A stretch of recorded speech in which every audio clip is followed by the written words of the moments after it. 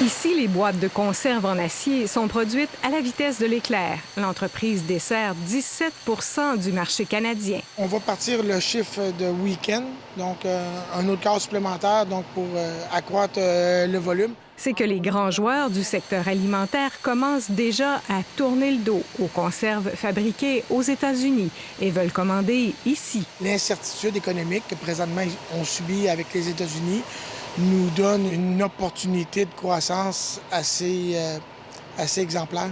Pour cela, l'entreprise a besoin de partenaires financiers. Nous, on a l'infrastructure au niveau du building, on a la main-d'œuvre, on est chanceux, on a l'acier. Donc, tout ce qui nous manque pour upgrader, pour passer à une autre étape, c'est un peu d'aide financière.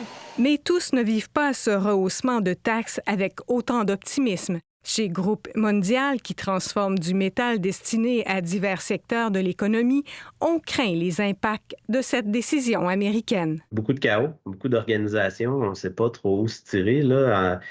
Puis qui va payer la facture au bout de la ligne? On a beaucoup de discussions actuellement avec nos clients.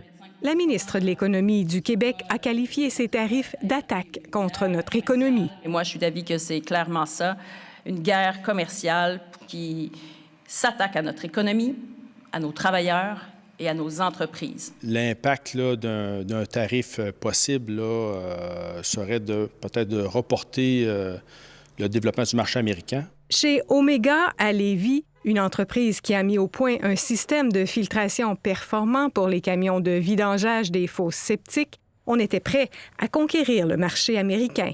On devra remettre le projet à plus tard. L'entreprise participera quand même à un salon américain dans quelques jours. On va aller quand même à ce salon-là. On va démontrer notre technologie. Il y en a qui sont beaucoup plus touchés, puis en tout respect, je compatis avec eux.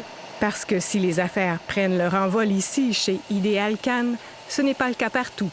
Ici, Guylaine Bussière, Radio-Canada, Saint-Apollinaire.